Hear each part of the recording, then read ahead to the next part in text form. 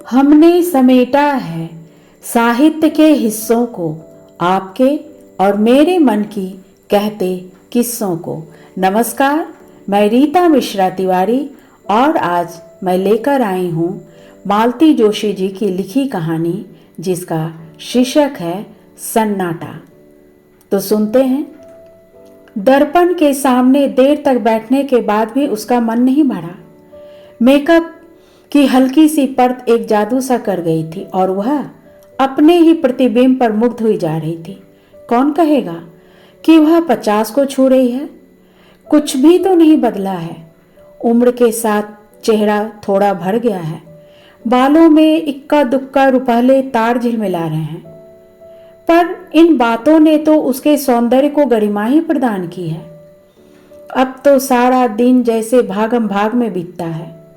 बिंदी लगाने भर को वह आईने में झांक पाती है, नहीं तो एक समय था जब वह घंटों आईने के सामने बैठकर निहारा करती थी। उन दिनों कॉलेज भर में उसके रूप के चर्चे थे। इसी रूप जाल ने तो गिरीश को बांधा था। इसी के बल पर तो वह बिना किसी दान दहेज के इतने बड़े घर में बहू बनकर आई थी। बड़ा घर याद आते ही उसका मन ऐसा कसेला हो उठा जैसे दांतों नीचे कोई कड़वी चीज आ गई हो। बीते दिनों की स्मृतियों ने कोई मधुर रागनी नहीं छेड़ी, बल्कि मन में एक टीस सी उठी। वह एक झटके के साथ उठी और कपड़ों की अलमारी के सामने में जाकर खड़ी हो गई। बेकार की बातों से वह इस समय अपना अच्छा भला मूड बिगाड़ना नहीं चाहती थी। साड़ी का चुनाव वाकई एक समस्या थी। अपनी रोजमर्रा की साड़ियों की तरफ उसने कभी झांका भी नहीं। साल दर साल उन्हें ही पहनते हुए वह उब चुकी थी। कुछ साड़ियां जो समारोहों के लिए खरीदी गई थी, पर हर कपड़ा हर मौके पर खिलता थोड़े ही है। साड़ी ऐसी हो जो अवसर विशेष के अनुकूल हो और उसकी सौम्य सोबर इमेज भी बनाए रखे। कपड़ों को उलट पलट करते हुए उत्तरा को निशी बेतरह याद हो आई। वह होती तो क्या उसे इतना सोचना पड़ता। वह तो पता नहीं कब से मुनासिब सी साड़ियां, मैचिंग चूड़ियां, पर्स, चप्पलें सब कुछ निकाल कर रख चुकी होती। उसके रहते मजाल थी कि मम्मी उल्टा सीधा पहनकर या बेतरतीबी से बाल लपेट कर बाहर चली जाए। कपड़े ही नहीं, उसका तो घर की हर समस्या पर अधिकार था। कोई भी काम उस पर छोड़कर निश्चिंत हुआ जा सकता था। उसके रहते घर जैसा भरा भरा सा लगता था, इस तरह द्वीपों में बटा हुआ नहीं था। उत्तरा को पीएचडी मिली थी तब निशी मुश्किल से 16 की रही होगी। स्टाफ मेंबर्स पार्टी के लिए इसरार कर रहे थे। उत्तरा ने सोचा था कहीं कैंटीन में कुछ खिला पिला देगी, पर निशी अड़ गई थी। कॉलेज में क्यों मम्मी? क्या तुम्हारा घर नहीं है? और पार्टी का सारा प्रबंध उसने अकेले ही किया था। खाना तो खैर बनवाया गया था, पर प्लेटें, चम्मच, नैपकिन्स, बर्फ, यहाँ तक कि पान, सुपारी और जर्दे की व्यवस्था भी उसने इतनी सुघड़ता से की थी कि सब चकित रह गए थे। लोग अब पार्टी मांग रहे हैं, पर अब उत्तरा की हिम्मत टूट गई है। यूं कहने को तो घर में आशु भी है, पर आशु, उसने आवाज दी, पर जैसा कि वह जानती थी कोई जवाब नहीं आया। आजकल तो वह बस अपने पापा के आसपास ही मंडराया करती है। निशी भी तो आशु उसके साथ लगी रहती थी। उसकी शादी क्या हुई, दोनों ही लड़कियां हाथ से निकल गई। आशु, इस बार आवाज थोड़ी ऊंची थी और तल्ख भी। क्या है मम्मी? मूर्तिमान बेजारी बनकर आशु सामने आकर खड़ी हो गई। उसके लहजे से उत्तरा का पारा चढ़ गया। वह भूल सी गई कि क्यों बुलाया था। रूखे स्वर में पूछा, तुम अभी तक तैयार नहीं हुई? चलना नहीं है क्या? कहाँ? ओह, आज आपका फंक्शन है ना? सॉरी मम्मी, मेरा जाना नहीं हो सकेगा। क्यों? पापा को बुखार है। कोई नई बात है क्या? नहीं ना सही, पर ऐसी स्थिति में उन्हें अकेला तो नहीं छोड़ा जा सकता ना। 2 घंटे महादेव उनके पास बैठ सकता है। सो तो है, पर मम्मी वहाँ सारी साहित्यिक बातें होंगी, मेरी समझ में तो कुछ आएगा नहीं, वैसे ही बोर हो जाऊंगी। ठीक है, उत्तरा ने विषय समाप्त करते हुए कहा। आशु जैसे प्रतीक्षा ही कर रही थी, तुरंत पलटकर चल दी। उत्तरा देर तक उसे देखती रही। इन दिनों वह एकदम अपनी मां की प्रतिकृति सी बनती जा रही थी, पर मन से कितनी दूर फिक गई थी। इसके विपरीत निशी एकदम अपने पापा पर गई है, पर बचपन से ही वह मम्मी की बेटी रही है। पिछले दिनों से तो वह बेटी से भी ज्यादा सखी बन गई थी। कोई भी बात उससे निसंकोच कहकर वह हल्का हो लेती थी। निशी बड़ी बहन की तरह से सांत्वना देती, धीरज बंधाती, कभी कभी तो उसका पक्ष लेकर पापा से भिड़ भी जाती थी। शादी होते ही लड़कियां कितना बदल जाती हैं, सारी माया ममता पता नहीं कहाँ खो जाती है। अब तो बस निखिल और मंटू, निशी की दुनिया इन दोनों में ही सिमट कर रह गई है। मम्मी, दोबारा अपनी बेजारी जताते हुए आशु सामने खड़ी हो गई थी। वो लोग आ गए हैं। अरे 4 बज गए क्या? उसने चौंक कर घड़ी देखी। आशु, उन्हें बिठाओ, पानी वानी पिलाओ, मैं बस अभी आ रही हूं। अपने को आखिरी बार आईने में देखने के लिए वह मुड़ी तो उसमें निशी का खींचा खींचा सा चेहरा ही परिलक्षित हुआ। उत्तरा जल भुनकर रह गई। मेरे मेहमानों को 1 गिलास पानी पिलाने में इसकी जान जाती है। पापा के लिए हर आधा घंटा बाद चाय बनाते समय इसके हाथ नहीं थकते। वह बुदबुदाई, पर सारा गुस्सा भीतर ही भीतर पी गई। इस समय वह अपना मन एकदम प्रसन्न रखना चाहती थी। हेलो एवरीबॉडी, उसने बड़े खुशनुमा अंदाज में कहते हुए हॉल में प्रवेश किया, पर वहां सतीश मेहता अकेला बैठा अखबार पढ़ रहा था। सामने ट्रे में पानी से भरा गिलास अनछुआ रखा था। चलो, उसने कहा। बाय कहते हुए वह खड़ा हो गया, पर एकदम ठिठक गया। अंकल नहीं चलेंगे? दरवाजे तक पहुंच गई थी उत्तरा, पर देखा कि सतीश अभी भी वहीं खड़ा है। नहीं, अंकल नहीं चलेंगे, उनकी तबीयत ठीक नहीं है, स्वर को यथासाध्य तल्ख बनाते हुए उसने कहा। और आशु जी? सतीश ने अस्फुट किंतु उत्सुक स्वर में पूछा। नहीं, वह कैसे आ सकती है? उनके पास भी तो कोई चाहिए। वैसे तो मेरा जाना भी मुश्किल ही था, पर अब तुम लोगों ने इतना बड़ा आयोजन कर रखा है। और यह कहते हुए वह खटाखट सीढ़ियां उतरती गाड़ी के पास जाकर खड़ी हो गई। मेहता को मजबूरन साथ ही आना पड़ा, पर उसके लिए दरवाज़ा खोलते हुए, अपनी सीट पर बैठते हुए और गाड़ी स्टार्ट करते हुए उसकी आंखें बराबर बंद दरवाजे पर खिड़कियों के पर्दों पर लगी रहीं, पर उन्हें निराशा ही हाथ लगी। बेचारा सतीश। उत्तरा को उस पर दया आ गई। बेचारा जान छिड़कता है आशु पर वह लड़की है कि 1 मिनट पापा को आंखों की ओट नहीं करना चाहती। साथ नहीं आई ना सही, पर गुड लक कहने दरवाजे तक तो आ सकती थी। गुस्सा तो उसके पापा पर आता है।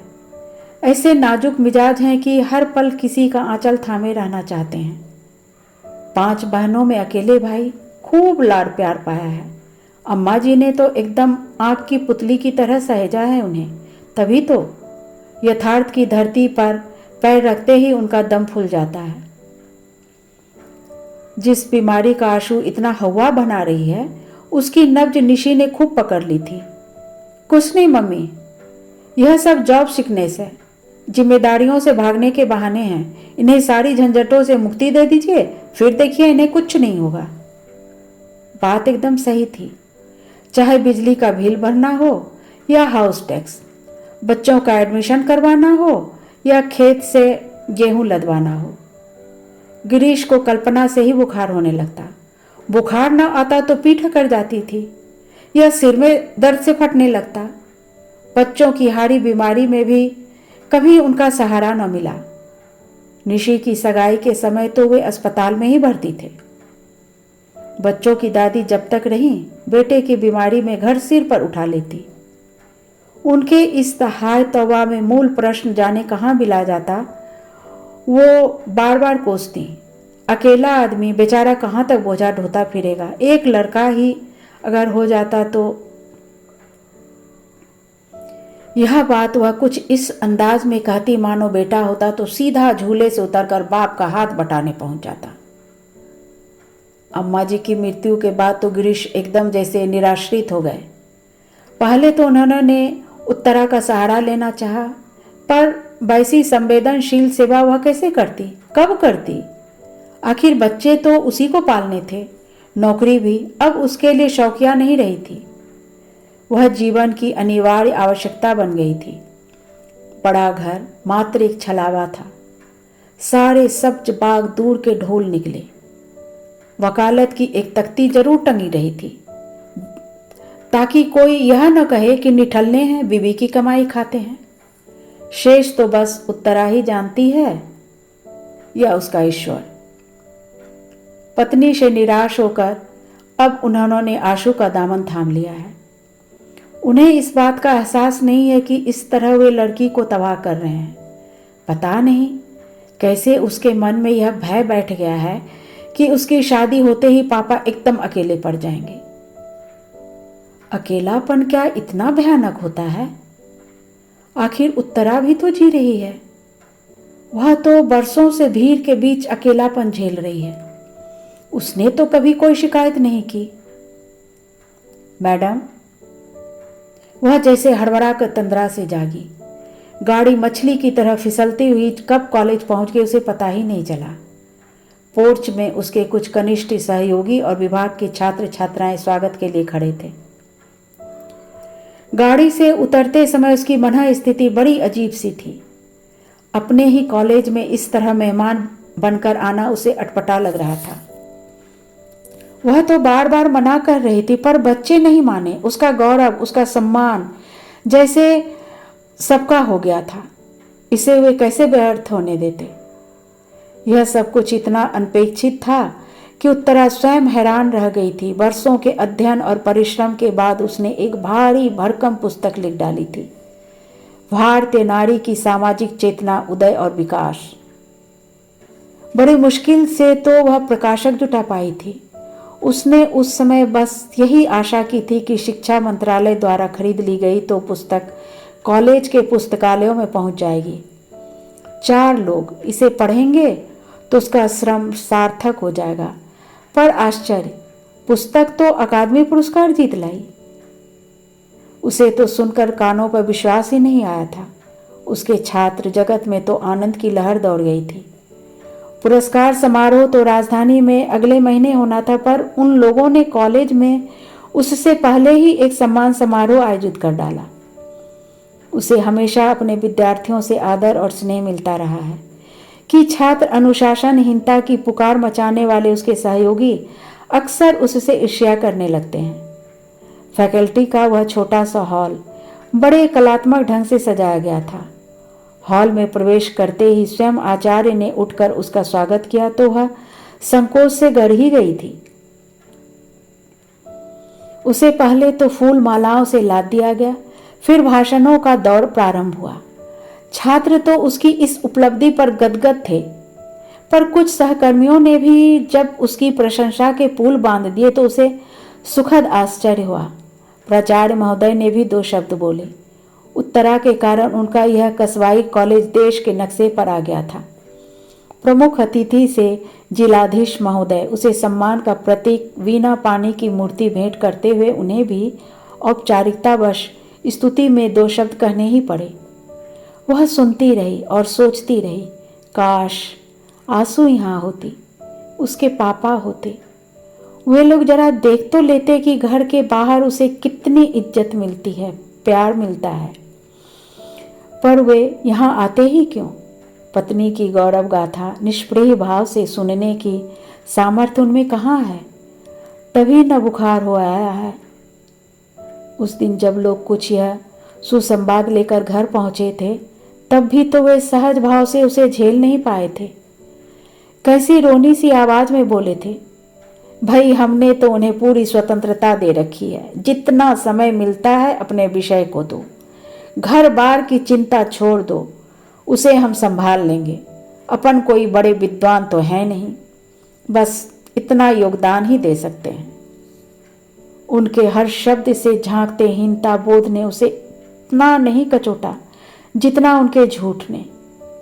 मन हुआ सबके सामने उन्हें बेनकाब कर दे, बता दे कि वे कितना घर द्वार देखते हैं, पर चुप बने रही। कभी कभी सुखी गृहस्थी का नाटक भी कितना जरूरी हो जाता है।